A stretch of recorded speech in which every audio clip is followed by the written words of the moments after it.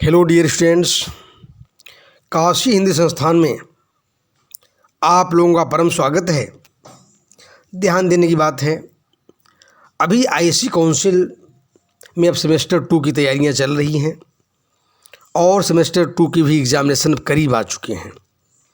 इसलिए मैं आप लोगों के समक्ष अब पेपर का पैटर्न तो ऐसे बता चुका हूं, लेकिन फिर भी अब पेपर में प्रश्न कैसे आएंगे और चैप्टर वाइज मैं एक्सप्लेनेशन आप लोगों के समक्ष प्रस्तुत कर रहा हूं।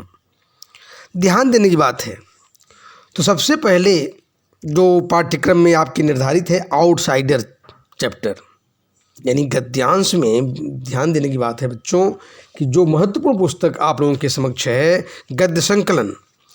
गद्य संकलन का आउटसाइडर जो ये अध्याय है, मालती जोशी की प्रथम कहानी है, यानी प्रभावशाली कहानी है। और इसमें किस प्रकार से प्रश्न आईएससी में इस साल के लिए पूछे जाएंगे, विशेष रूप से जो काउंसिल ने पैटर्न चेंज किया है 1+2+4। ध्यान देने की बात है कि पेपर में हर प्रश्न में 3-3 क्वेश्चन पूछे जाएंगे, तो 1 मार्क्स, 2 मार्क्स और 4 मार्क्स। उसी तरह से मैं आप लोगों के समक्ष आउटसाइडर में प्रश्न तैयार किया हूँ। ध्यान दें, निम्नलिखित गद्यांश को पढ़कर पूछे गए प्रश्नों के उत्तर दीजिए। ध्यान दें, पहला प्रश्न मैं पूछ रहा हूँ, अरे भाई अब क्या परेशानी है, अब तो तुम्हारी सारी जवाबदारियाँ खत्म हो गई हैं और भगवान की दया से you are a free bird now. तुम्हें तो अब ऐसे चैलेंज खुशी खुशी स्वीकार कर लेने चाहिए। 3 प्रश्न मैं यहाँ पर दिया हूँ इस गद्यांश पर आधारित। 1 नंबर में यहाँ वक्ता कौन है, 2 नंबर फ्री बर्ड किसे और क्यों कहा गया है, 3 नंबर प्रश्न में श्रोता का चरित्र चित्रण कीजिए। ध्यान दें, आंसर नंबर 1 का सब पार्ट 1 जो है, यहाँ वक्ता कॉलेज के प्रिंसिपल प्रधानाचार्य जी हैं, यानी प्रिंसिपल वही जो प्रधानाचार्य हम हिंदी में कहते हैं, प्रधानाचार्य जी हैं। जिस कॉलेज में नीलम प्रवक्ता है, यानी वो शिक्षिका है, वही वह बोल रही, कॉलेज की प्रिंसिपल बोल रही हैं। 2 नंबर, यहाँ पर फ्री बर्ड आउटसाइडर की नायिका नीलम है। फ्री बर्ड किसे कहा गया है, ध्यान दें, आउटसाइडर की नायिका नीलम को फ्री बर्ड कहा गया है, क्योंकि अपने जीवन में सुमित के विवाह के उपरांत उसके जीवन के सभी कर्तव्य एवं उत्तरदायित्व पूरे हो चुके हैं। इस तरह से बच्चों 2 नंबर यानी सब पार्ट 1 सब पार्ट 2 मैंने समाप्त किया। तीसरे नंबर में ध्यान दें, यहाँ पर श्रोता का चरित्र चित्रण कीजिए। तो श्रोता का चरित्र चित्रण उसको ध्यान दें, यहाँ पर श्रोता नीलम है, इसलिए नीलम का चरित्र चित्रण करना है। पूरे कहानी की नायिका है और नीलम निस्वार्थ भावना वाली, आत्मनिर्भर, दयालुता की भावना लिए हुए, अपने परिवार के प्रति प्रेम करने वाली, दूरदर्शी, शिक्षित, बुद्धिमान और परिश्रमी नारी है। एक आदर्श व्यक्ति में जो गुणवत्ताएं होनी चाहिए, वह सारी गुणवत्ताएं नीलम में विद्यमान है। ध्यान देने की बात है, नीलम निस्वार्थ भावना से अपने परिवार, अपने भाई बहन के प्रति अपने सारे उत्तरदायित्व और कर्तव्य का पालन करती है और आत्मनिर्भर है। जब उसके पिता की मृत्यु हो गई, नीलम पूरे परिवार का यानी बोझ अपने ऊपर ले लेती है, खुद पढ़ते हुए, पढ़ाते हुए अपने आप को ऊंचे पद पर पहुंचती है, भाइयों को पढ़ाती है। यानी जो एक आत्मनिर्भर प्रभावशाली व्यक्तित्व जो होना चाहिए वो नीलम में विद्यमान है। दयालु भी है, उसके स्वभाव में दयालुता थी। भाई बहन क्या बोलते हैं उसके बारे में कुछ सहन भी कर लेती है। और सबसे बड़ी बात यहाँ पर यह है कि वह दयालु स्वभाव के साथ साथ अपने परिवार से बेहद प्रेम करने वाली नारी है। यह बड़ी बात है अपने आप में। दूरदर्शी है कि यानी परिवार में ध्यान देने की बात है, वो दूरदर्शी नारी है।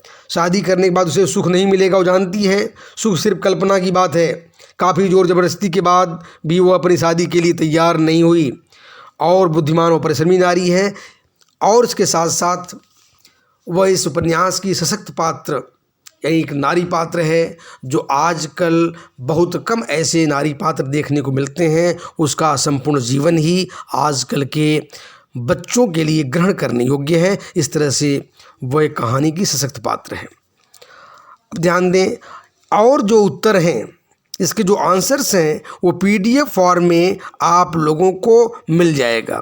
वह टेलीग्राम ग्रुप में आप जाओगे, टेलीग्राम ग्रुप में वहाँ पर आपको सारे आंसर्स विधिवत तरीके से प्राप्त हो जाएंगे। इसलिए आंसर्स के बारे में वहाँ पर परेशान होने की ज़रूरत नहीं है। एक तो मैं यहाँ बोल रहा हूँ और मेरा बोला हुआ या पूरा आंसर का पैटर्न आपको टेलीग्राम ग्रुप में निश्चित रूप से वहाँ पूरा पा जाओगे आप। अब इसके बाद मैं दूसरे प्रश्न में आ रहा हूँ बच्चों, कि दूसरे प्रश्न कैसे पूछे जा सकते हैं। यह पहले गद्यांश के बारे में बता दूँ, कौन सी इंपॉर्टेंट गद्यांश बन रहा है। मेरी उम्र चाहे जो भी हो रही हो, मेरे सपने अभी भी किशोर हैं। मेरे भाई लोग जैसे एंटीक पीसेस मेरे सामने परोस रहे हैं, उनसे इनका कोई मेल नहीं है। ध्यान देने की बात है बच्चों, यहाँ 3 प्रश्न मैं पूछा हूँ आप लोगों के लिए। यहाँ वक्ता और श्रोता में क्या संबंध है। दूसरा प्रश्न, एंटीक पीस किसे कहा गया है और क्यों। इस कहानी की भाषा कैसी है। तो ध्यान दें बच्चों, यहाँ पहला प्रश्न, यहाँ वक्ता और श्रोता का संबंध बहन बहन का संबंध है, क्योंकि वक्ता बोलने वाली नीलम है और श्रोता पूनम है। दोनों सहोदर बहनें हैं। ध्यान दें। अब दूसरा नंबर जो पार्ट है, ध्यान दें, एंटीक पीस किसे कहा गया है। एंटीक पीस किसे कहा गया है, यह इस बात को जान लें। यह बात उस समय की है जब उसके पूरे परिवार के लोग नीलम की शादी करने के लिए कटिबद्ध होकर, दृढ़ संकल्प होकर तैयारी के साथ जुड़े हुए थे। और सब लोग, यानी उसमें नरेश भी था, पूनम का पति भी। वह नरेश कई शादियों का प्रपोजल लेकर के आया था। कोई ऊंचे पदों पर, कोई उसमें सब कार्यरत हैं, सब अधिकारी हैं बड़े बड़े। तो ऐसे समय पर नीलम अपने विचारों को पेश करती है कि अरे एंटीक पीसेस मेरे सामने क्यों लाए हो। कोई बरेली वाले को सुझाव देता है कि भाई बरेली वाले के पास वहाँ 2 बेटे ही उसके पास हैं, शायद वे भी अभी छोटे हैं, इन बेटों को वे हॉस्टल में रखने को तैयार हैं, तो उनसे भाई शादी बरेली वाले से कर लिया जाए। बरेली वाले बड़े ऊँचे पोस्ट पर हैं।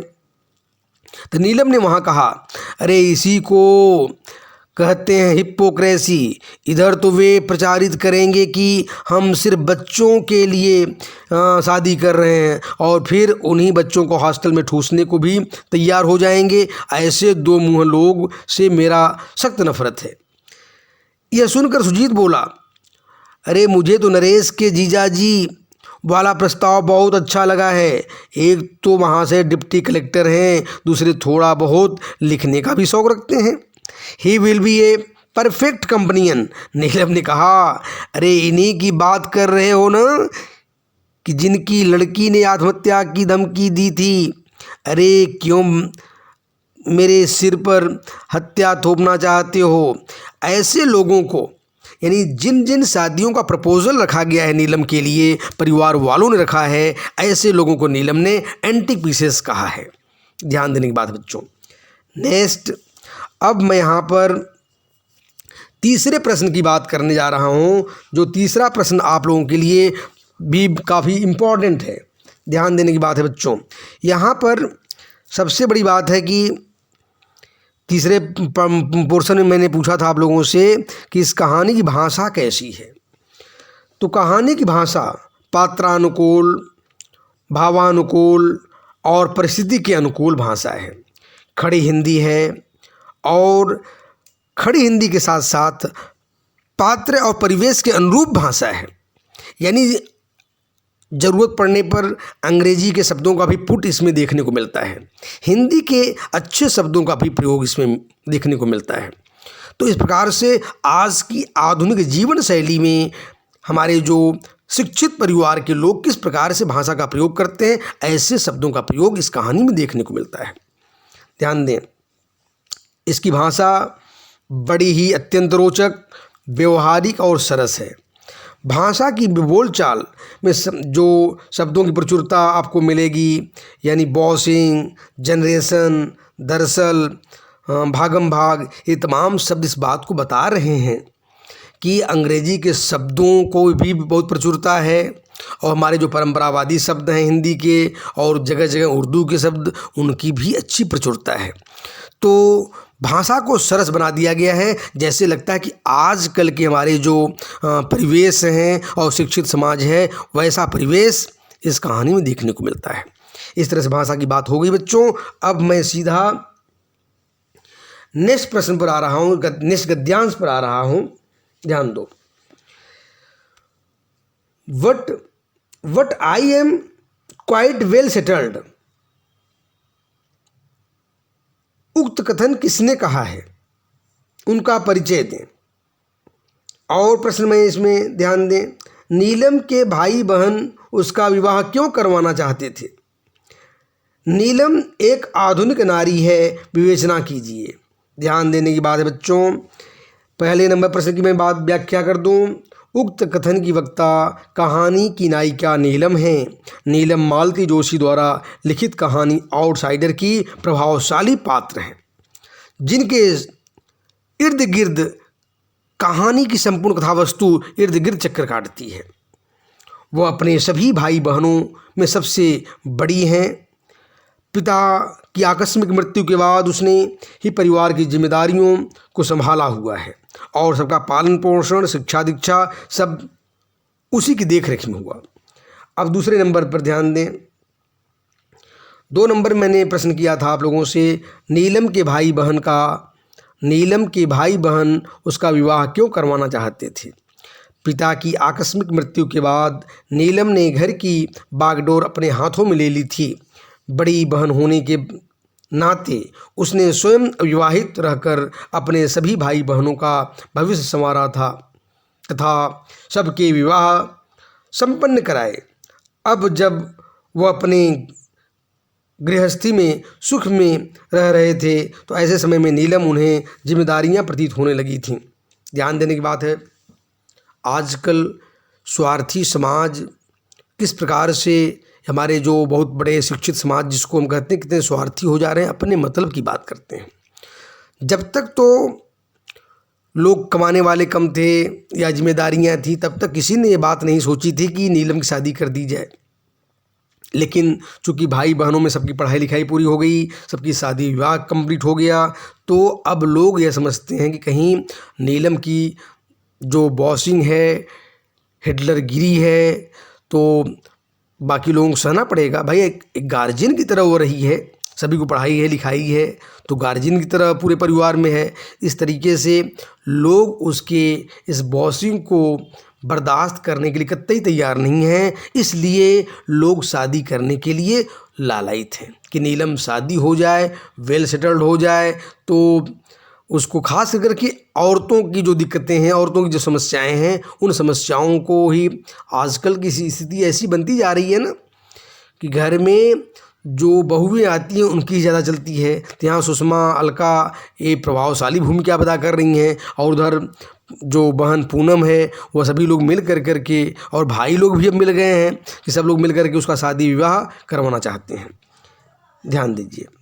नेक्स्ट, यहाँ पर मैंने बताया कि नीलम एक आधुनिक नारी है, विवेचना कीजिए।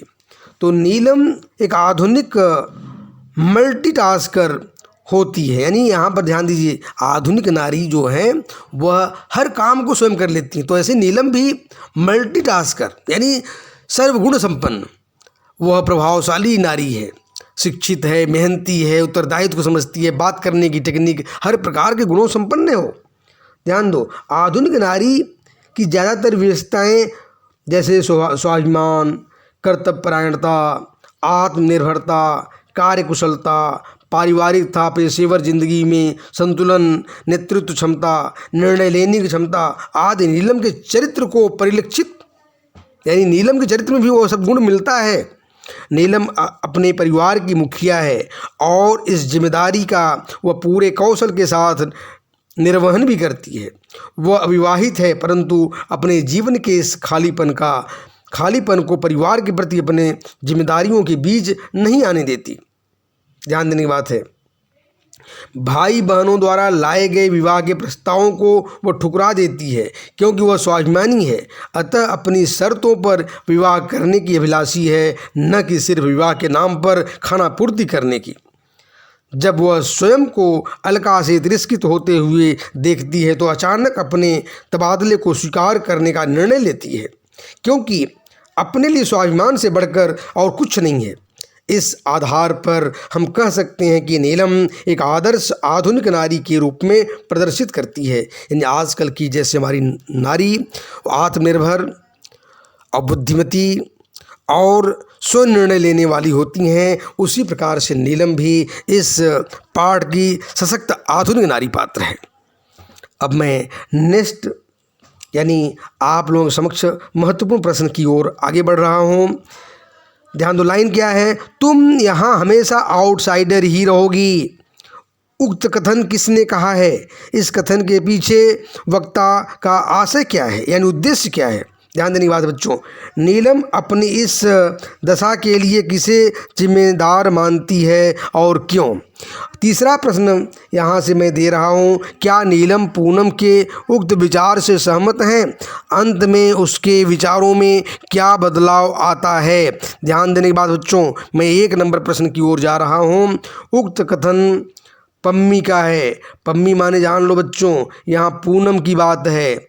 ध्यान दीजिए, उसका प्यार का नाम पम्मी है। वह नीलम की छोटी बहन है। आयु में छोटी होने पर भी वह व्यवहारिक ज्ञान में नीलम से आगे है। इस कथन के द्वारा वह नीलम की आंखों पर बंधी परिवार के प्रति प्रेम व त्याग की पट्टी को खोलना चाहती है। उसे यह एहसास दिलाना चाहती है कि न तो वह घर ही उसका अपना है और न उस घर के लोग, वह सबके लिए एक बोझ से बढ़कर कुछ नहीं है। यानी वास्तविकता का एहसास आजकल के आधुनिक लोग जो हैं, यानी आजकल का सामाजिक परिवेश कैसा है, इस चीज़ का मूल्यांकन कहीं न कहीं नीलम करा देती है। 2 नंबर पार्ट में यहाँ पर मैं आऊँगा बच्चों, नीलम अपनी दशा के लिए किसे जिम्मेदार मानती है और क्यों? नीलम इस बात को अच्छी तरह समझती है कि उसके अकेलेपन का कारण सुदीप द्वारा अपनी जिम्मेदारियों को नज़रअंदाज करना है, परंतु वह उसे दोष नहीं देना चाहती। उसकी नज़र में उसको इस बदहाल दशा को दोषी अपनी माँ को भी मानती है जिम्मेदार। पिता की मृत्यु के बाद जब नीलम घर की जिम्मेदारियाँ उठाने का बीड़ा उठाती है तो उसकी माँ बड़ी निश्चित होकर के सारी जिम्मेदारियां उस पर छोड़कर बाकी बच्चों के लालन पालन में व्यस्त हो जाती हैं। सुदीप की नौकरी लगते ही वे उसका विवाह करा उसे सपत्नीक कनाडा भेज देती हैं। यदि वे नीलम के सपनों एवं आकांक्षाओं का मान रखना चाहती, उसके भविष्य की चिंता करती, तो परिवार की जिम्मेदारियां सुदीप और सुजीत को सौंपकर नीलम के विवाह के लिए यानी उसके विवाह के बारे में सोचती। लेकिन माँ भी यहाँ विमुख दिखलाई पड़ी उत्तरदायित्व से। सुदीप भी जो बड़ा भाई था वह भी उत्तरदायित्व से विमुख दिखलाई पड़ा। वो अपनी पत्नी और अपने दुनिया में मस्त हो गया, अपनी परेशानियों में ही वो परेशान हो गया। लेकिन यह नहीं सोचा कि बहन की भी शादी मुझे करनी है। बड़ी बहन घर में बैठी हो और वो अपनी दुनिया में मस्त हो, और माँ भी अपने उत्तरदायित्व से विमुख थी कि बड़ी बहन की यानी बड़ी लड़की की शादी तो पहले करनी चाहिए। लेकिन उन लोगों ने उस समय उसके बारे में ऐसा कुछ विशेष नहीं सोचा। उसी बात को यहाँ पर दिखलाया गया है। माँ के गैर जिम्मेदाराना रवैये के कारण ही नीलम परिवार की जिम्मेदारियों में उलझी रह गई और अंत में एकांकी जीवन जीने के लिए विवश हो गई।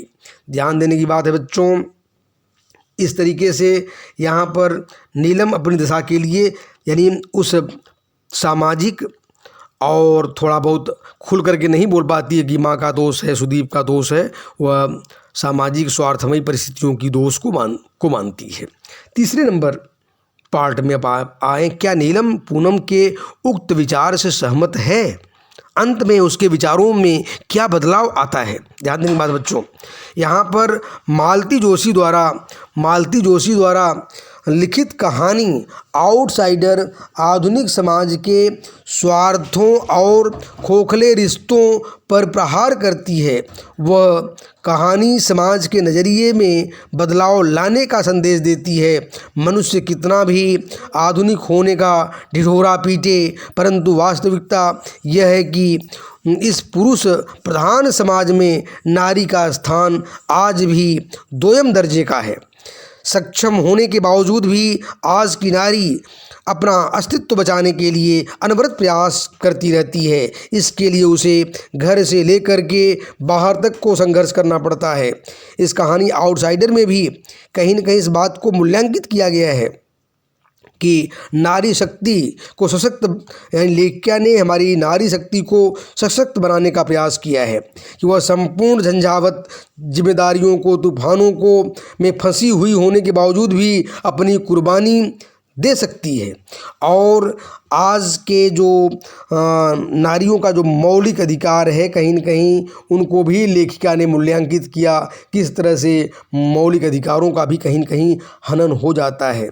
यानी यह नारी है हमारे समाज में जो समाज के लिए, यानी परिवार के लिए अपना सर्वस्व न्यौछावर करने के लिए तैयार रहती है, लेकिन उसकी भावनाओं को समझने के लिए परिवार के बाकी सदस्यों को भी, पुरुष प्रधान समाज को भी उसके, यानी जो क्या भावनाएं हैं, क्या उसके विचार हैं, उनको भी समझने का प्रयास करना चाहिए। यानी यहाँ पर ध्यान देने की बात है बच्चों, हमें यह मालूम होना पड़ेगा कि तुम यहाँ, वह बात जो स्पष्ट रूप से वो कहती है पूनम कि तुम यहाँ हमेशा आउटसाइडर रहोगी। यानी वो जानती है, उसको सामाजिक ज्ञान ज़्यादा है उसके पास में, इसलिए वो कहती है कि आजकल समाज में सभी लोग स्वार्थी होते हैं। काम निकल जाने के बाद में तुम एक समय ऐसा आएगा कि आउटसाइडर बन जाओगी। तुम्हारे पैसे, तुम्हारे रुपए के प्रति, क्योंकि जब सभी लोग कमाना शुरू कर देंगे, सभी लोग अच्छी जगह पहुंच जाएंगे, तुम्हारे पास पैसे रहने के बावजूद भी वह स्थान तुमको नहीं मिल पाएगा जो आज है। इसलिए समय रहते हुए तुम अपना विवाह कर लो। ऐसी सोच जो है यहाँ पर पूनम की है, ध्यान देने की बात है। तो कुल मिलाकर के देखा जाए तो वाकई जो बदलाव आया, जो परिस्थिति आया, जब नीलम वह अपने पत्र को लेकर के जाती है वहाँ पर अपने कॉलेज की प्रिंसिपल को देती है, तो शुरुआत दौर में सोचती थी कि नहीं, मुझको जाने की ज़रूरत, यानी प्रमोशन लेने की ज़रूरत नहीं है, कॉलेज में दूसरी जगह प्रिंसिपल बनने की ज़रूरत नहीं है। लेकिन वही जब मार्केटिंग करके जब घर आती है तो वहाँ पर अलका और सुषमा के बीच जो वार्तालाप होती है, तो वह सुन करके उसको कष्ट होता है कि वह तो मेरे ऊपर बॉसिंग करती है, और इसके बाद में तुरंत निर्णय लेती है कि नहीं, मुझे अब उस प्रमोशन को स्वीकार कर लेना चाहिए। लेकिन इसका एहसास वो अपने, यानी जो छोटी भाभियां हैं, उनको नहीं होने देती। इस तरह से मैं पूर्ण रूप से इस बात से सहमत हूँ, और कहानी की जो कथावस्तु है उससे यह बात सहमत है कि समय के बाद में, यानी व्यक्ति भले अभिभावक ही क्यों न हो, लेकिन आज की जो सामाजिक जो परिवेश बदलता जा रहा है, वहाँ लोग आउटसाइडर हो जाते हैं। इस तरह से यहाँ पर मैं कुछ प्रश्नों को दिया, और आप लोग इसे पढ़ें, और इसको आप लोग निश्चित रूप से टेलीग्राम ग्रुप में पा जाएंगे। अधिक परेशान होने की ज़रूरत नहीं है। आप इस काशी हिंदी संस्थान से जुड़े रहें, और बड़े पैमाने पर आप लोग इसका प्रचार प्रसार का कार्य भी करते रहें। सब्सक्राइब करते रहें, लाइक करते रहें, शेयर करते रहें। धन्यवाद।